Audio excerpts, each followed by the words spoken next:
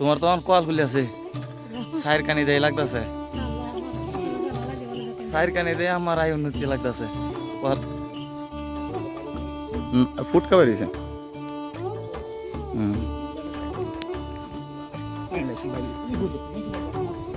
আল্লাহ বসে টেনশন করো না কিচ্ছু তো না নাজিম তো এটা এই নাজিম ঠিক আছে আচ্ছা টেনশন করো না আল্লাহ বসে আচ্ছা আব্বা একলা একলাও তো পরে না আচ্ছা এটা আমরা একটু দেখি বারোটা কি কালাম কাকু কালাম কাকু কালাম কাকু কই গেছে আচ্ছা ওই আমরা গাই ভরে দাদা গাইডা এই আমি তো গাই ভর করাই তারাস ওই খালাক দাদা না একটু তাড়াতাড়ি কই একটু আমরা গাইডা ভরাইতেছে তো একটু আরে বাইরে বসে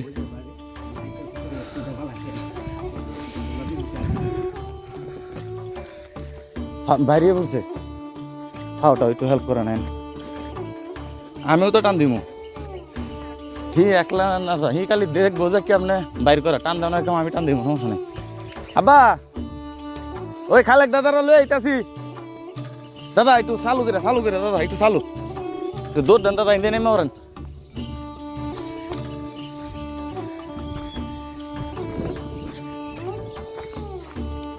আল্লাহ ভরসা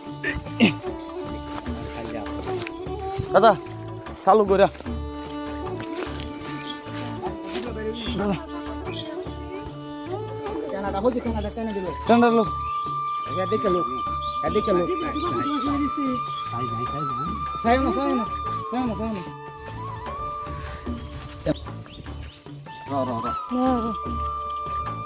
আরে দুধ দাঁড়িয়ে হচ্ছে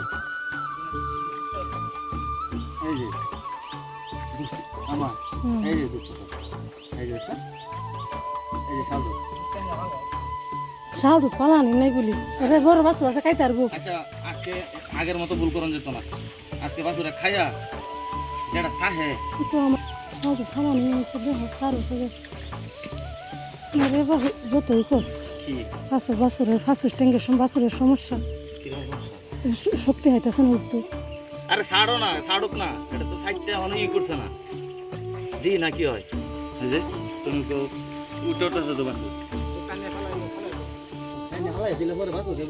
হালায় না ওদের শাল দুধ ঢাকা বলে খাওয়ান লাগে দেখি পরে ডরে করুন যেত না আগে একটু খাইলো হালায় না বাড়তি তো হুসকিছে না একটু বাসুরে টানতো না বাসুর শক্তিশালী ওই আমরা সালাতে একটু বানানো আছে সানা তো উফরেতে না উফরেতে সানার উফরেতে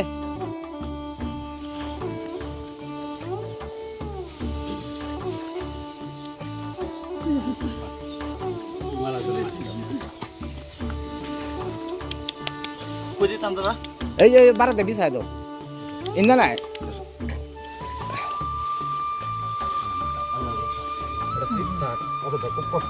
কষ্ট করে জিব্রাটা বাইর করে দিছে আমার তো ডর উঠছে জিব্রার তলা দেখেছে কোনটা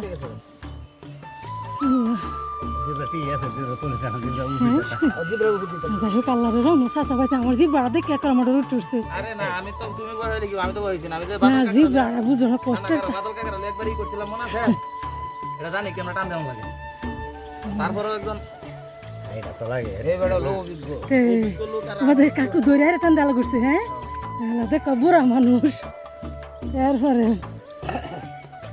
এক সাইতের মধ্যে কোনো ইয়ে নাই কিছু নাই ভালো হয়েছে যে রাত্রে ভরেছে না দিনে ভরেছে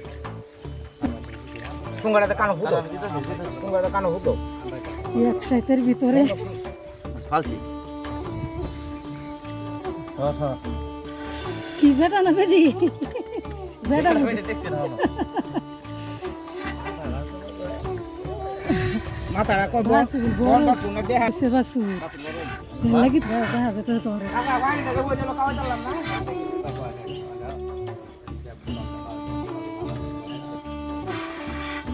দাদা কত বুদাম লাগবো তার মাছ সাথে ঠিক হয়ে যাবে আল্লাহ দিলে আমার তো জিব্বা দিকে জাল্লা কুমা থাকতে পারে না কি যে কজ মাসে কুমা আটকে যা হ্যাঁ বেটা আমারও দেখে মনে হতো বেটা হইব কারণ বড় কাকু যাবা এটা আছে এটাই তো বাবু লগে আমার তোরা নাই যে বড় জন বাইরে দিছে আমি তো কুমা থাকতেই হচ্ছে নাকি আল্লাহ জানে বাসুর লাগলে বাসুর লাগলে মিষ্টি মিষ্টি হয়েছে বড় বাসুর হয়েছে কালাটা কি হয়েছে? হ্যাঁ দেখছো হার বাসুর বানে আচ্ছা এটা সাইডটা লোক এক সাইতে বেদনার কোনো খবর নাই তোমার ভাই কথা শোয়ার কথাতে হুন্দা কিছু আর অনেক কিনো কিছুই না করে তুমি হুন্দা বাড়াতে নিয়ে আস করুক। এই যে আমাদের ঘরে নতুন মেহমান আসছে। এই যে আমাদের নতুন মেহমান, আমরা 4 ভাই, 4 ভাইয়ের সাথে আরেকটা ভাই আইছে 5 ভাই। এই যে নতুন বাছুর। আরে না সাসা একলা টানছি নি, আমি টান দিছি না সাসা, আমি তো টাইনে বাইর করে আনলাম। খালি ওই যে তোমরা ভয় পাইছো দেখা। আর ওই বাদল কাকার হলে একবার গত বছরটা পর করাইছিলাম না, বাদল কাকা কেমন টানছে এটা। আর এটা বিশ্বাস ছিল আমি বাড়ি থাকলে আমি আল্লাহ করে এলাম, রাত্রের বেলা তো আর কেউ এটা কেন সম্ভব আছে না, আমি আল্লাহ করে এলাম। যেহেতু দিনের বেলা ইন্ডিয়া যত লোকজন আছে আছে এতটা রিস্ক না নিয়ে আমি এটা লোকজন আইনা করাই, এই আর কি।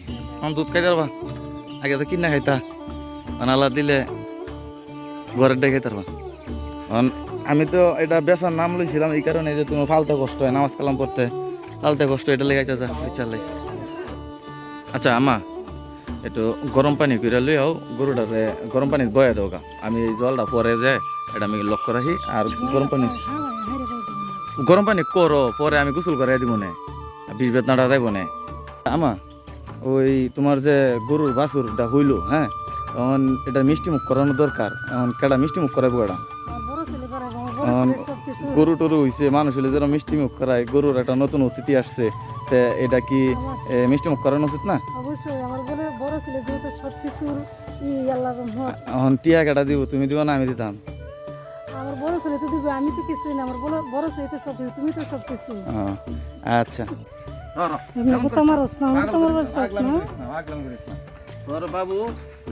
তোর বাবু আমরা ভাই বুঝলি।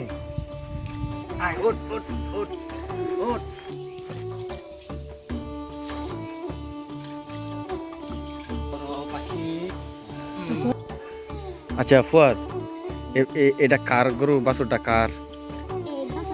হ্যাঁ এটার নাম কি? Prince Prince Mamun.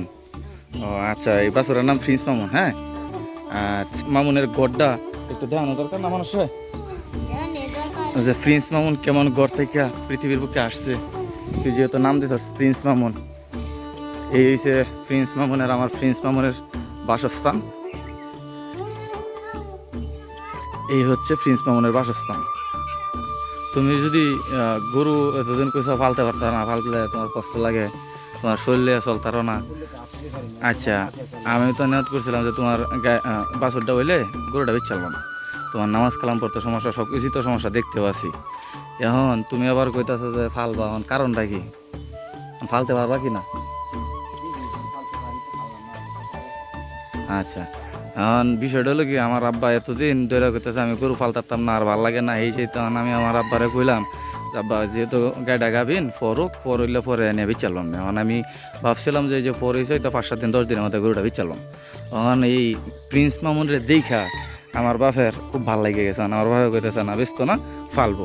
আচ্ছা আমার এখন এই যে তোমার যে গরুর বাছুর হয়েছে, এই যে বাছুরটা, হ্যাঁ এত কষ্ট করে তুমি বাছুরটা হয়েছে, এত যত্ন নিছ, এদিক দিয়ে তোমার একটা আবার নাতি হয়েছে, আবার তোমার পুত বিদেশ যেতেছে, এক ছেলে বিদেশ থাকে। এখন তোমার অনুভূতি কি? এই যে তোমার যে দিন একটার পর একটা সুসংবাদ আইতেছে, ভালো ভালো খবর আইতেছে, এটার একটু অনুভূতিটা কি আমার একটু কথা তুমি? এটা আমার আম্মা, কারণ 5 সপ্তাহ নামাজ কালাম করে তো আমার আম্মা পর্দাশীলভাবে আমি আমার মার এইভাবেই নিয়ে আসছি।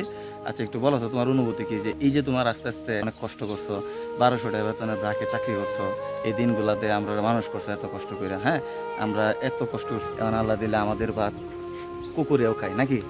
আল্লাহ দিলে আগের তুলনায় অনেক পরিবর্তন হয়েছে না আমাদের। এখন এই যে পরিবর্তনটা আইছে, এখন তোমার এই যে অনুভূতি কি, সকল কিছু মিলাই তোমার কিরম লাগতেছে একটু কত?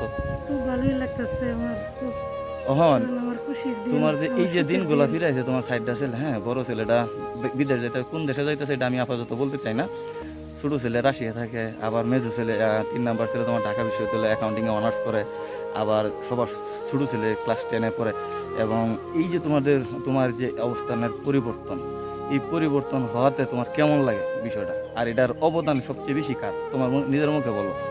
সবচেয়ে অবদান উপর আল্লাহ, তারপরে তুমি। আচ্ছা মা, এখন আমি যে আমার লেগে দোয়া করো, হ্যাঁ, আমি যাতে জীবনে অনেক বড় হইতে পারি। হ্যাঁ, ইনশাআল্লাহ বাবা, তোমার আল্লাহ দোয়া করি অনেক বড় করো। আচ্ছা আব্বা, এখন তোমার কি মনে আছে নি যে আজ থেকে 10 বছর 15 বছর আগে যে আমরা যে অনেক কষ্ট করছি, হ্যাঁ, তুমি আমরা ওই অনেক দিয়া বড় করছো, যে এত কষ্ট করছি, তারপরে মানুষের কাছে মাথা নত করতে শিখাও না, দিনের পর দিন অভ্যাস থাকার পরেও কিন্তু কোনোদিন কারো কাছ থেকে কোনো কিছু আইন না তুমি দেও নাই যে বাবা এটা আনছি তুই খা। আজকে 10-15 বছর পরে তোমার কি অবস্থানের পরিবর্তন হয় নাই?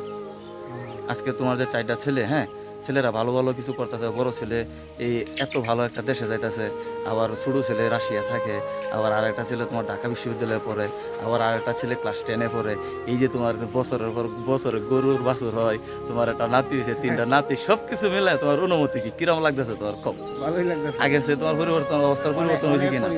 এখন তুমি আমরা লেগে দোয়া করো যাতে আল্লাহ পাক আমাদের অনেক বড় করে, সন্তানের জন্য দোয়া করে। আর আমাদের দ্বারা যাতে এই জাতি, এই দেশ, এই ইউনিয়ন, এই গ্রাম, এই ওয়ার্ড সব কিছু মিলে আমাদের দ্বারা যাতে কিছু পাই, যাতে এই জাতি আমাদের কাছ থেকে কিছু আশা করে। আমরা নিজেরা ওইরকমভাবে প্রিপারেশন নিয়ে গড়াইতেছি।